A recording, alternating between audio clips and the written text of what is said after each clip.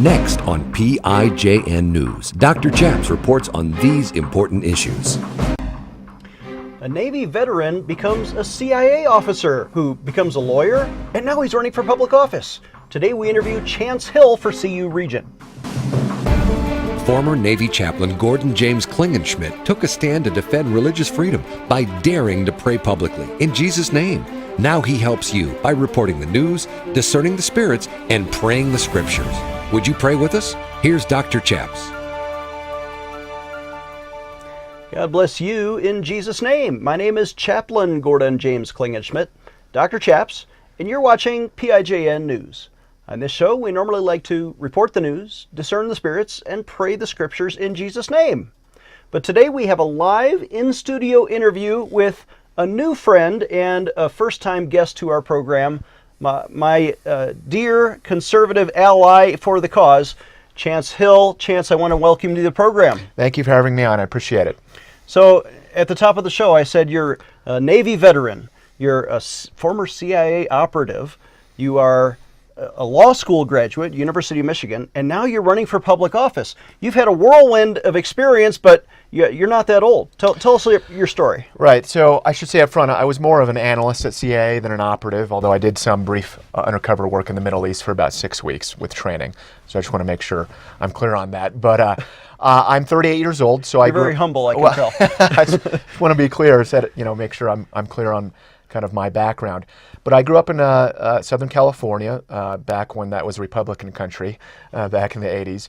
And I went back east to college, and as you said, I joined the Navy after going to officer candidate school. I went and got yelled at by Marine Corps drill instructors. You said a lot there. Let's start in growing up in Southern California. Sure. In the 1980s, I'm not going to guess your age, but 38. You're 38. So you were in high school during the LA riots, during the O.J. Simpson trial in Southern California. What was that like? Yeah, it was beginning of high school, end of middle school, and it was interesting. I mean, I actually went to high school downtown LA, right near USC, and so in the aftermath of the riots, you could see burned out buildings. My track team, we'd run off campus, and we were pretty good because if you fall behind, you'd get jumped. I mean, it wasn't the best neighborhood. It was South Central LA. Give you incentive to run fast. That's exactly right. It's absolutely the case. And in middle school, I was, of course, there for the LA riots as well, which was, of course, a traumatic experience for the whole town. Soccer practice was canceled, school was canceled, and we just 1992. That may have cost George H.W. Bush the re-election campaign.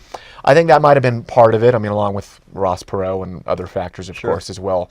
But I always tell people, particularly in Colorado, they think California and they think automatically, oh, he's a liberal. Well, as you know, I'm certainly not a liberal. No. And beyond that, a lot of my friends who grew up, particularly in Southern California in the 80s, I mean, that was red Reagan country, and then it changed kind of in the mid-90s moving forward. People forget Ronald Reagan was, a conservative stalwart, but also B1 Bob Dornan. Yep. In the OC, the Orange County, you were just west of there. Mm-hmm. But talk about the O.J. Simpson trial. You remember watching that on TV? I do remember watching it on TV because there was nothing else on television for, as I recall, about 4 or 5 months on end. I mean, it was in the news, of course, nationally every day on all the cable news networks, and then on local news, every channel. I mean, we really couldn't escape it. And of course, being in LA, people were talking about it all the time. So it was interesting. I actually, it was one of the factors early on that made me want to actually be a lawyer and a prosecutor. Interesting. And long story short, I actually worked at a prosecutor's office both summers in law school, and I ended up not pursuing that. I'm at a private firm now. But see, I would have been a defense attorney, and by the way, I'm a Buffalo Bills football fan, so I can't diss my man OJ. But well, I think he was guilty, for the record. That's fine. But for there, you went to Dartmouth on the East Coast. Is that an Ivy League school? It is. It's in New Hampshire. I visited probably 40 colleges while I was in high school. I did an East Coast college tour with my high school, and I visited some other schools with my dad. And I just fell in love with Dartmouth when I visited the campus, so I applied early decision. I only applied to one college, and I was fortunate to get in. Of course, if I hadn't gotten in, I would have applied to other schools. But if you haven't been to New Hampshire, particularly in the fall, it is beautiful. The fall colors are amazing. I remember one morning, this is a true story, my freshman year, I got up one morning in my dorm. Again, I was a kid from LA, so I hadn't seen fall colors like this. And I was kind of groggy, and I looked out the window, and in the foreground there were two kind of green pine trees. And between them in the distance, I saw a lot of red and yellow, and I just woken up. I was thinking there was a fire initially, and it took me a few seconds to recognize that's just the beauty of the fall colors. Wow. It really is amazing. People would drive from Boston hours just to drive through our campus. And you study what at Dartmouth? Government and Spanish. And so I was a government major. I think I was 1 or 2 classes short of being a double major in Spanish, but I used to be fluent in Spanish. I worked at an insurance company in Argentina while in college, and attended actually a university down in Buenos Aires also at the time. I'm still proficient, I would say, but I'm not quite to the level I used to be. So from there you went to be an officer in the United States Navy. What drew you to military service? Right. Well, I should say it was actually a long process to get in the military for me. I maybe made the mistake of being honest on my entrance medical exam and said I admitted that I had asthma when I was younger and a back issue, and I was immediately disqualified. And so I had to write letters to congressmen, get doctors talking to doctors, all the way up to a 2-star general and admiral, because originally I was going Marine Corps. And I had to get a waiver essentially to get that overturned. It took me 2.5 years to fight to get into the military. And to answer your question, I did it for a couple reasons. One, I'm a believer in the cause and idea that is America. I know that sounds cliche, but I really am. I think that despite all our myriad problems in this country, both past and present, I really do believe this country is close to getting it right as any nation has in human history. So I wanted to serve that cause. I also recognize that for a recent college graduate, there really is no better, I think, kind of leadership and management experience, 2 different things, right out of college that you can get except as a young officer. Did you decide before or after 9/11 of 2001? I decided before. It was the spring in college, so I graduated to college 2001. I started pursuing this my final semester, which of course was May, June time frame of 2001. Of course, when 9/11 happened, it just reaffirmed my desire to pursue this course all the more. And again, I had been disqualified, so I had to fight to get in the military. So as a naval officer, they assigned you to do what kind of job? So I was a Navy intelligence officer. So just to give you a sense of my path, I started out at Officer Candidate School in Pensacola, Florida, where the Marine Corps drill instructors had their fun with us. It was like summer camp, only different, as you can imagine. Then after I got my commission, I went to Virginia Beach to the Navy Marine Corps Intelligence Training Center, and from there I was assigned to an F-18 squadron out of California. So with that squadron, I deployed twice. The first time on the USS Nimitz aircraft carrier throughout Asia and the Persian Gulf, and then the second time to Marine Corps Air Station Iwakuni, Japan. And once that was done, then I did an entirely new job, still in the intelligence field, at Yongsan Garrison in Seoul, Korea, where I was analyzing ballistic missile capabilities and kind of nuclear capabilities of North Korea at the time. It was in the context of the Six-Party Talks, if you remember that. So I do. There was a lot of stuff going on in international affairs. And then after that 1-year assignment, I went to Iraq. We're going to take a short break. This is a real-life Jack Ryan from a Tom Clancy novel doing naval intelligence. We'll be right back with Chance Hill. Giving you a megaphone in Washington, D.C. Dr. Chaps will be right back. Do you care about your family? About your children? Of course you do. But you need to take action today because they're under attack. Sign a petition at prayinjesusname.org to protect traditional marriage. Here are 3 specific petitions you can sign. Number 1 is to stop ENDA. This is the so-called Employment Non-Discrimination Act, but it's actually a bathroom bill that will punish Christians. It's introduced by a homosexual congressman, Jared Polis from Colorado, and it's really just a bathroom bill in disguise. Ladies and little girls, next time you go into the ladies' room at any public restaurant, you might run into somebody who looks like this if ENDA becomes law. We need to stop this because here's the actual language of the bill. They don't want you to read this. It says dress or grooming standards must be permitted for any employer who has an employee who's undergoing or may someday undergo a gender transition after the time of employment. Well, this gives them permission to have the same dress or grooming standards to which they're transitioning. In other words, they don't even need a sex change. A man can go into a ladies' room and assault you and your little girl if ENDA becomes law. And they'll punish the Christian business owner if he doesn't allow that. Number 2 petition you can sign is to stop the Homosexual Classrooms Act. That's being introduced by Senator Al Franken of Minnesota, actually to defund your public school if you don't force the teachers to promote homosexuality to all of the children as young as kindergarten in the guise of anti-bullying lectures. You're really just recruiting your kids into the gay agenda. Petition number 3 you can sign at prayinjesusname.org is to defend traditional marriage. The 1996 Defense of Marriage Act is under fire, but it defines marriage simply between one man and one woman. Sign these petitions today. Go to prayinjesusname.org and take action. He is the intersection of church and state. Here is Dr. Chaps. Welcome back. I'm Dr. Chaps, joined again by candidate for CU Regent here in Colorado, my new friend Chance Hill. Chance, welcome back to the program. Thank you. So you're running for office. We're going to get to your CIA story in a minute because I know the audience really wants to see that.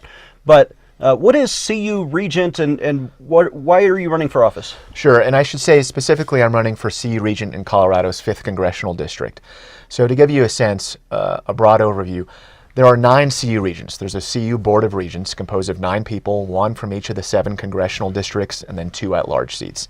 And they oversee and govern the essentially long-term and even medium and near-term direction of the overall university system, all 4 campuses. So CU Boulder, UCCS here in Colorado Springs, CU Denver, and the Anschutz Medical School. That's about 66,000 students every year. They manage a $3.8 billion annual budget that has a more than $6 billion annual economic impact on the state of Colorado.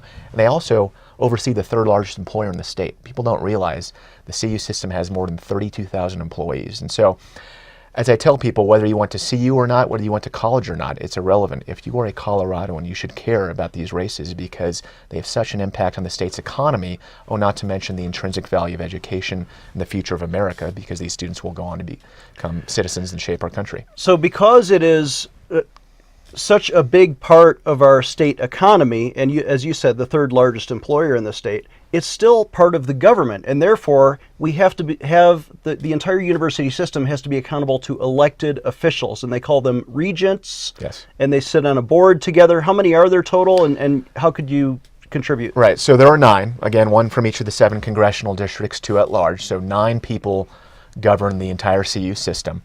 And they are elected in the same way you could think about it on the local level. A local school board's elected for the local school district. Obviously, it's a different job with a different scope. But there are a lot of reasons why I ran, to answer your question, and why I kind of want to make an impact. And one of them that really animated me probably the most initially has to do with the notion of promoting intellectual diversity and free speech on college campuses. So if I can talk about that for a second. Please. In recent months alone, we've seen stories out of UC Berkeley, the riots there, UC Santa Cruz, Middlebury, the ugly displays at Evergreen State, if you've seen that in the news.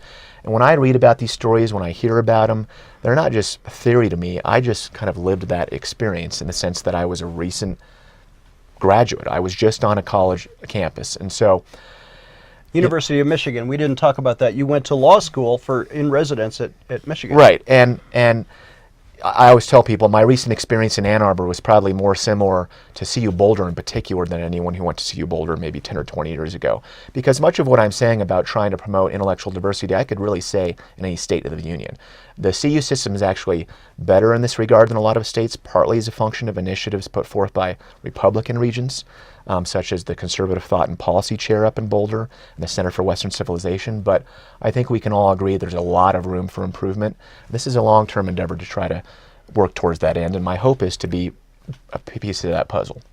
So the positions you mentioned are kind of anomalous. They're kind of conservative injections in a broadly liberal university. People think of CU Boulder, and they think of the fruits, nuts, and flakes that you may have met in California. Right. And we all love the CU Buffs. We root for the Absolutely. team to win their football games. And they're coming back, by the way. But the liberal academic establishment really controls the young minds that graduate, and you want to have a voice in that.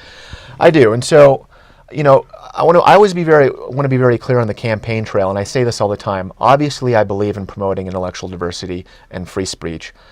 No one region is going to change the culture of higher education overnight, but I want to be part of that mission, contribute towards that. And if you really think about it, in the 1960s, if you look at the history, a lot of ways, liberals were more champions of free speech. I think those of us on the right may have had our own hypocrisy on this issue, but in the last generation, that has flipped on its head. And so I say that to give context, and I say all the time, we are in a generational fight moving forward, I think, to try to reclaim a vision for higher learning that the founders intended. And so there are things the Regents can do that are concrete that can impact the conversation. So for instance, the next probably big decision the board will make is appointing the next CU president. Bruce Benson will retire at some point. He's the current CU president. I don't have any inside information on when, but it'll probably be the next few years. And, as a former military guy, I understand that appointing the right leaders matters because leadership sets the tone and expectations for the entire system. If you look at what happened at UC Berkeley, for instance, all those riots, I think that was the result partly of weak, mealy-mouthed, bureaucratic leadership. So I've said several times on the campaign trail that for me, the criteria I will examine when trying to appoint a CU president is fundraising is important, management, executive experience is important, but if that person raises $1 billion a year but is someone who hasn't internalized the importance of promoting true intellectual diversity and a culture of free speech where all perspectives are valued and people are encouraged to express those views, then it's going to be a no vote for me. It's got to be someone who really understands that, and that really on a national level there is a crisis in this country where college campuses, a lot of students, and again in law school most of these students were smarter than I am, these are future leaders of the country, but because of the way they've been taught year after year after year, they really have been indoctrinated into subscribing to a very different conception for America, certainly than I learned about growing up. If I can give you just a quick example. So for instance, I learned that the founders of the country were enlightened individuals who, despite any personal flaws they may have had, given the context of the time, helped create and fashion this great American experiment.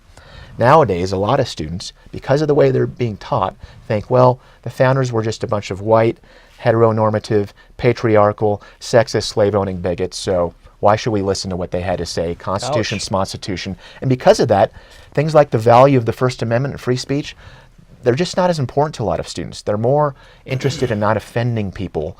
And there's a political correctness movement out there. It's extreme political correctness, which I think is dangerous. And they silence voices on the right. That's exactly true. I mean, and I could tell you so many stories. I think part of my explanation for this phenomenon in this country is that I think we as a nation are so understandably eager to distance ourselves from the sins of our past, overt sexism, racism, crosses burning in the front yard, that to compensate for that, I think we as a culture have allowed the pendulum to swing so far in the other direction. To the left.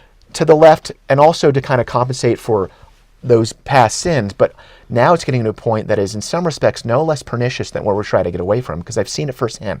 It stifles free speech, it stifles free discussion, and a lot of students, particularly conservative students, Christian students, they can feel marginalized or made to suffer real social consequences if they don't kind of go along with the far leftist orthodoxy that dominates the campus culture. We're going to take a short break. When we come back, Chance Hill will talk. We'll finally ask him about his service in the CIA. Dr. Chaps will be right back with more PIJN news. Do you care about your family? About your children? Of course you do. But you need to take action today because they're under attack. Sign a petition at prayinjesusname.org to protect traditional marriage. Here are 3 specific petitions you can sign. Number 1 is to stop ENDA. This is the so-called Employment Non-Discrimination Act, but it's actually a bathroom bill that will punish Christians. It's introduced by a homosexual congressman, Jared Polis from Colorado, and it's really just a bathroom bill in disguise. Ladies and little girls, next time you go into the ladies' room at any public restaurant, you might run into somebody who looks like this if ENDA becomes law. We need to stop this because here's the actual language of the bill. They don't want you to read this. It says dress or grooming standards must be permitted for any employer who has an employee who's undergoing or may someday undergo a gender transition after the time of employment. Well, this gives them permission to have the same dress or grooming standards to which they're transitioning. In other words, they don't even need a sex change. A man can go into a ladies' room and assault you and your little girl if ENDA becomes law. And they'll punish the Christian business owner if he doesn't allow that. Number 2 petition you can sign is to stop the Homosexual Classrooms Act. That's being introduced by Senator Al Franken of Minnesota, actually to defund your public school if you don't forced the teachers to promote homosexuality to all of the children as young as kindergarten in the guise of anti-bullying lectures. You're really just recruiting your kids into the gay agenda. Petition number 3 you can sign at prayinjesusname.org is to defend traditional marriage. The 1996 Defense of Marriage Act is under fire, but it defines marriage simply between one man and one woman. Sign these petitions today. Go to prayinjesusname.org and take action. Stay tuned for the end of our show to learn how to partner with this ministry. Here's Dr. Chaps.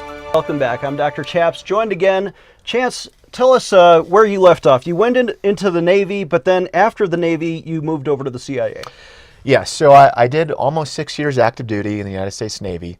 I had another couple years of inactive time after that. And right after Iraq, I went to grad school at the Georgetown School of Foreign Service. In fact, I had actually planned to go there right after Korea, but an opportunity came up to go to Iraq. I'd already fulfilled my active duty requirement. I decided, though, that too many of my friends with families were getting sent over there, and I was a guy that I believed I wanted to contribute to the mission, essentially. So I went to Iraq. I deferred to grad school. Fortunately, the grad school allowed me to do so, so I was able to matriculate a year later. And as I was finishing up grad school, I started at CIA. I've been an intelligence officer, so I just stayed in that field in the form of a job with CIA. I did mostly analytical work. I was an analyst. So the vast majority of my time was at headquarters in Langley, Virginia. I did get to do a brief undercover assignment overseas in the Middle East for about 5-6 weeks. I was Did working. you grow a beard? Were you like embedded or? Well, I was working hand in hand with a case officer, who are the case officers are the ones I think most people think of as spies living abroad, and we were working with the host intelligence service in this particular Middle Eastern country. The Syrian civil war had just erupted, and so we were working on issues relevant to that and Palestinian Islamic Jihad specifically. But most of my time at CIA, I did analytical work, writing products for the President of the United States. He gets a book every morning in his briefing, and so I would work with others to contribute towards that, or I would do briefings for senior State Department officials at the State Department right down the street, or I would help brief military officers on Iraq specifically, and I was focused on Sunni bad guys in Iraq and Syria, several of whom went on to become the Nusra Front and then ISIL. Well, that's a distinguished background. I happen to have been an Air Force intel officer for 3 years of my career. Worked every day with State Department, CIA, DIA, to provide those briefings for NORAD headquarters. I love the fact that you're a patriot, that you love your country. Then you went to law school. Why did you choose Michigan? Well, I applied to a bunch of law schools. Frankly, I applied to one college and one grad school early decision, and I was fortunate to get into both.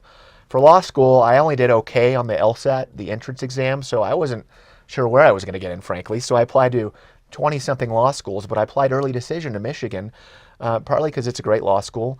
I didn't necessarily think I was going to get in, but I said, well, if I'm fortunate enough to get accepted there, I wanted to have a big football team to root for the rest of my life. So, so my only regret about going there is they didn't hire Jim Harbaugh a couple years earlier. There you go. But so I applied early decision, and frankly, to my surprise, I was fortunate to get accepted, and I got in, and it was a great experience. It was kind of fun to be back on a college campus again in a lot of ways. But again, I saw firsthand a lot of the challenges and problems that are endemic to a lot of college campuses. So I promise no gotcha questions, but one comes to mind right here. Let's say you win your race for CU Regent, and the Buffs are Colorado. Playing the Michigan. I've already checked the schedule, and they're not slated to play Michigan at least through 2028. But the short answer is, of course, I'd root for Colorado. One, because that would be my duty, but two, believe it or not, I actually grew up a CU fan as well. My cousin had gone to CU Boulder, Nice. and so I grew up remembering the days of the CU Coach Nebraska. Well, that and also the Nebraska rivalry, and so I'm really And they really won a excited. national championship. I know, I'm really excited that CU football is coming back. I've met with Coach McIntyre briefly and Rick George, the athletic director, and I'm really looking forward to see what they do this season. I'll probably go to the USC game this fall if I can. And as I tell people, it's great for the university system, whether you're a college football fan or not. If you recall in the 1990s, Boston College beat Notre Dame. I think it was maybe 6 years in a row. As a result of that, applications spiked. I think it was somewhere around 15 or 17% around the university at Boston College. Guess what? That leads to a higher quality applicant, leads to more alumni engagement, leads to more money coming to the system. So as I tell people, you should root for CU football. Last question. We only have about 2 minutes left here.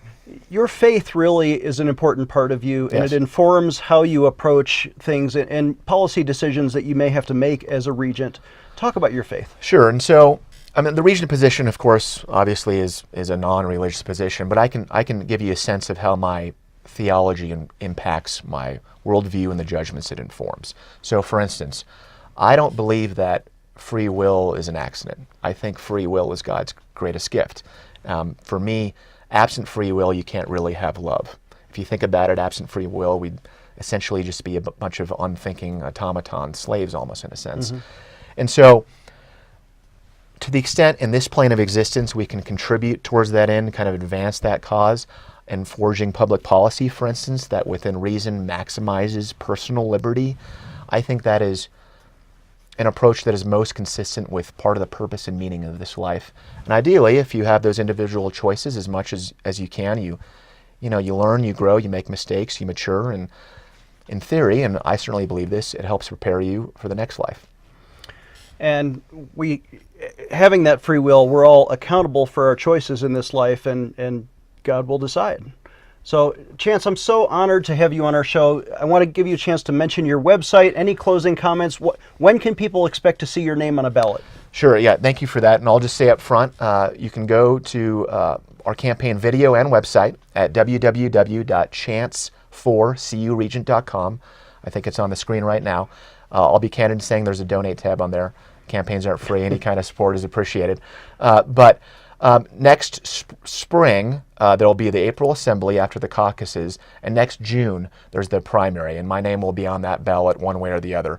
And my hope is that to the extent what I said resonated with you today, you can check out the website and hopefully remember my name. Again, it's Chance Hill. I'm running for CU Regent in Colorado's 5th Congressional District, and you can vote for me next June. And I'm Dr. Chaps, and our website is prayinjesusname.org. Please donate when you visit. We'll see you next time.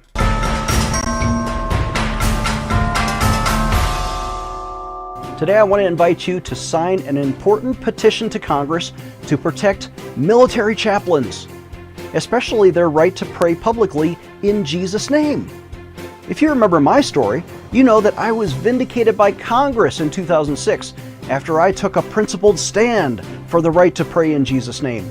But Congress never did pass a positive law to let chaplains pray according to their conscience. Would you sign that petition with me? Let's take action today.